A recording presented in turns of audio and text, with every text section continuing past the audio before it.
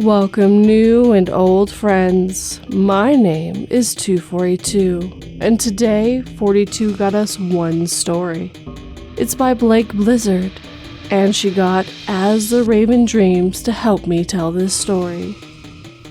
So, turn off your lights, make sure your doors and windows are locked. Things are about to get spooky.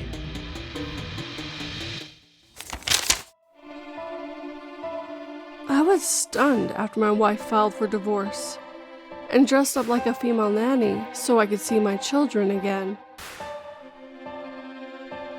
After poisoning her latest boyfriend, I spent the next few months slowly breaking her sanity to ensure that I would get my children back.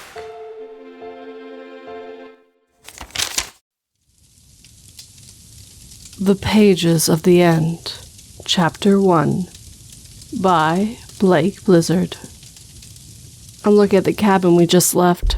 Couldn't be happier to leave that place. It was a fine setting to stay to protect us from the elements and the beasts. But in this life, we can't stay in one spot for too long. At least, not this place. I stared at the forest, trying to see if there was anything there. Think it's safe? Sam asks. I know it's safer than that damn cabin, I say. Well, I guess so. Off we go then. Maybe we'll find a pet owl or something. I think I can hear it hooting already. That's a start, as I pack up the very few belongings we have. Are you sure you're prepared? You only have a jacket and thin pants. Where did your bag go? There was a spider in the bag. It deserves to stay in that cabin, he says. Okay, smart, I guess. I have only been with my traveling companion for 7 days or so. He seems capable. He definitely makes up for what I lack in. Our mission is nearly impossible. He must know, as I do, that we both surely will end up dying a painful death. I grabbed the book, though. Spider-free as far as I know. I try not to make any expression. Our whole purpose was to find this book. Honestly, I was hoping I'd find it first. Not that it matters too much, but that was my goal. I'd like to be the one holding it. Shaking it off, I answer. Good. Don't lose that book. We need it. Yeah. Any idea how thick the forest is? Maybe we could climb up for a vantage point. I look into the forest. It looks dark. Yeah. Maybe that will help. You're in better shape than me. Want to give that tree a try? Sure. Can you hold the book, though?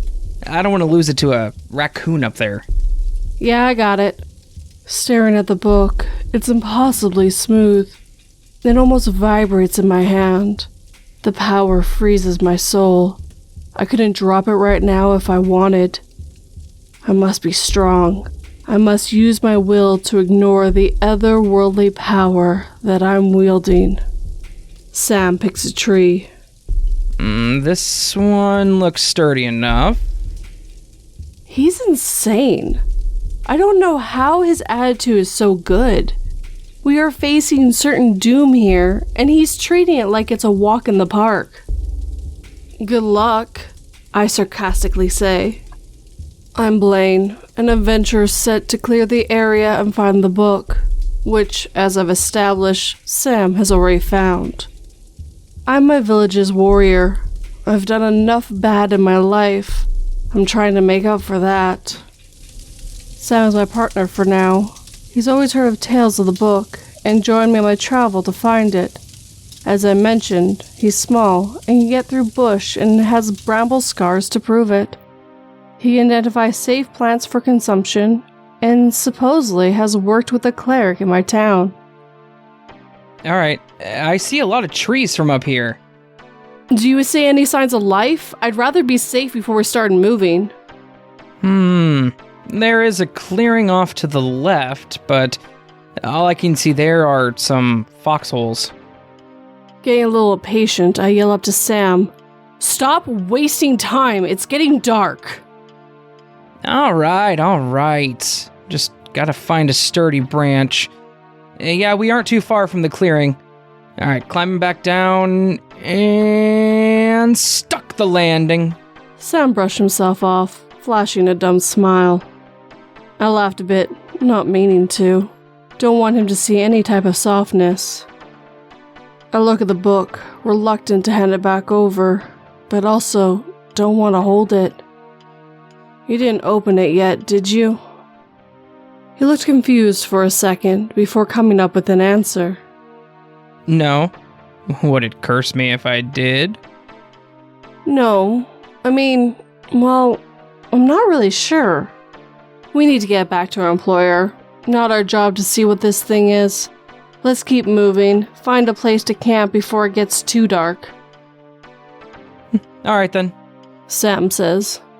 Are we heading to the clearing? Good place as any, I say. You impressed me, Sam. Not sure what I expected, but glad we are together. Hey, I am too. It's great to have a friend by your side when an old book can curse you for looking at it wrong. Not sure about that friend part.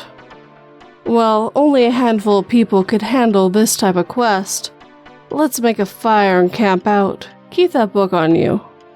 Keep it away from anyone else, I think. Myself included. Alrighty, I'll go grab some kindling. A book, not included. Sam says with his now trademark spunk. Huh, very funny. I'll make our beds. Sam bounds off to the tree line to gather wood. I'll be back before you know it. I hope he couldn't see my eyes rolling in the dust that is approaching. The fire was good. We had pine-infused water-type soup with a few scraps of bread I saved from the start of our trip. Eventually, we both retired. Before my eyes finally close, the last thing I remember seeing is the corner of the book peeking out from his makeshift pillow made up of folded up burlap sack. We both groggily woke up, but ready to get moving. Pack up your stuff, Sam. You got the book, right? Yep. Checked way too many times last night. Okay, good. Glad you kept it safe. I leave my makeshift bed on the forest floor. I briefly look at the smoldering fire, making sure it's completely extinguished to cover our tracks as best we can. By my calculation, we only have a day away from our target location. It's a tough trek, but we're almost there. The worst, unfortunately, is ahead of us. Sam is not deterred by this in the least. Nice! He yells, give me a slight startle. Any idea what'll happen when we turn in the book? He says. I pause for a second. I don't know, I say, being honest for one of the first times. I think it's best we don't think about it. Which is honest. We get paid, that's all I know. Sam thinks for a moment, then looks back at me. If they turn out to be evil, I'm stealing the book. Or stealing the book back. Whatever, you know what I mean. I gave him a stern but sarcastic smile. It's not our book, Sam. We're both professionals. Just focus on what we have to do. It's not our book. Just want to reiterate that again. Sam looks upset, but goes back to his usual upbeat self soon after. Oh, alright. I finish packing up the tarps. I pack the plants that Sam had gathered. I get a glimpse of my partner, looking out into the landscape. He deserves to be here. Strong, adventurous, and brave. I hope he doesn't get hurt too bad. I hope I don't get hurt. I throw my pack over my shoulder. You should have brought better gear. Here, take my outer layer. You're killing me with that short jacket, I speak. I'm fine, looking towards the horizon. Alrighty then. Off we go. He says. Off we go. Look out for edible plants. I'll look for animals. Although I haven't seen one, which is strange. We're getting low on food, but hopefully we won't need much after we hand the book over, which should be today. I will do my best, Captain, Sam says as he over-exaggerates a salute to me.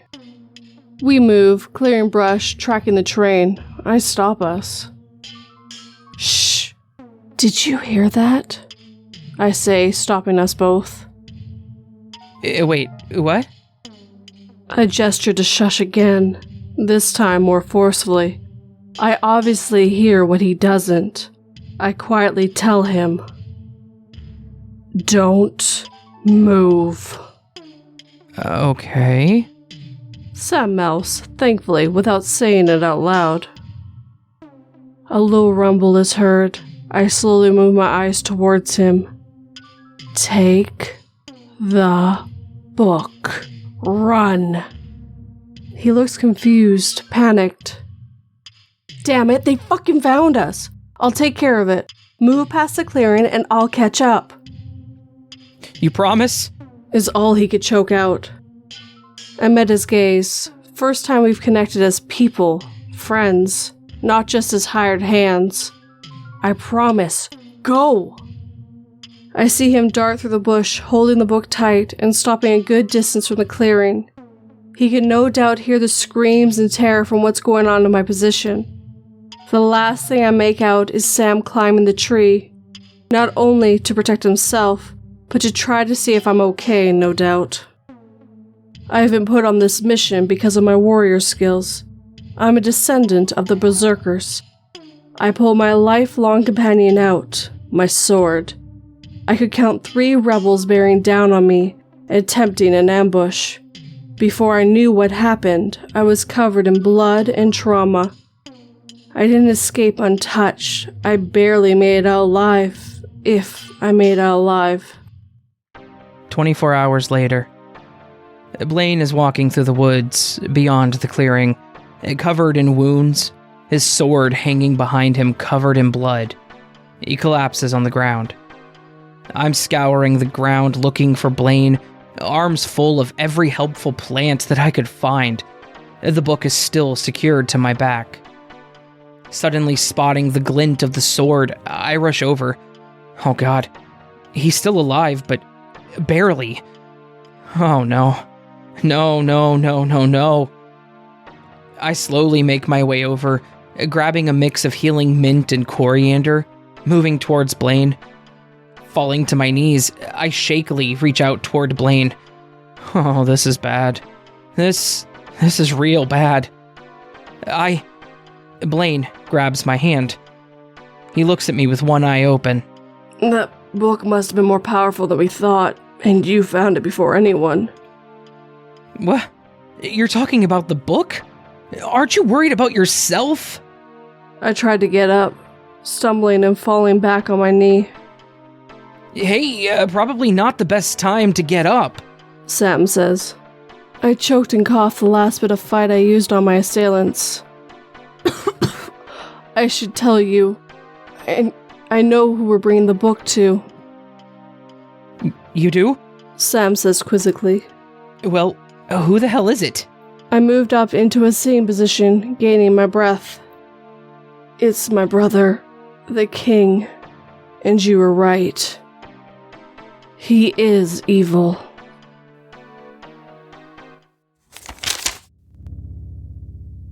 I convinced my daughter to stop using drugs and accept meditation and prayer into her life. Schizophrenic is just what the secular world uses to discredit God's chosen ones.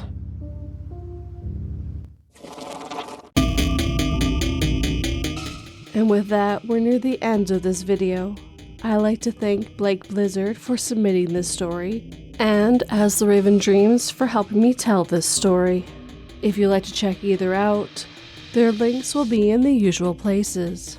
If you would like to submit a story to me, well, I have a subreddit and an email. Links are on screen and also on my website, www.242reads.com. Now, if you enjoyed that story, hit that like button and make sure it feels it. If you're new, subscribe and turn that pretty little bell to all notifications.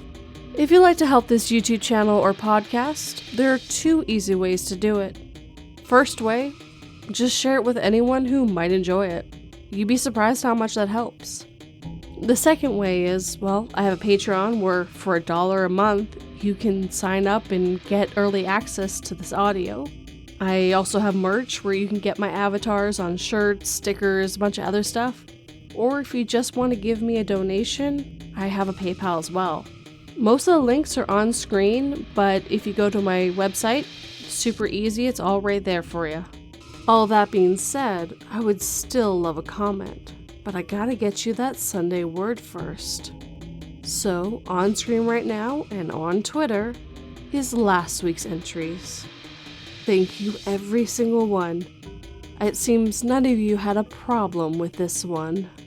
Now, this Sunday's word is protect, which means keep safe from harm or injury. So, if you're on YouTube, as always, just write me a comment down below and you'll be on next week's video. And if you're on the podcast, just go to my Twitter and @ me and write me a sentence and I will do the same thing. But as always, guys, thank you for watching and listening. It really means a lot. Sleep tight and don't let 42 bite.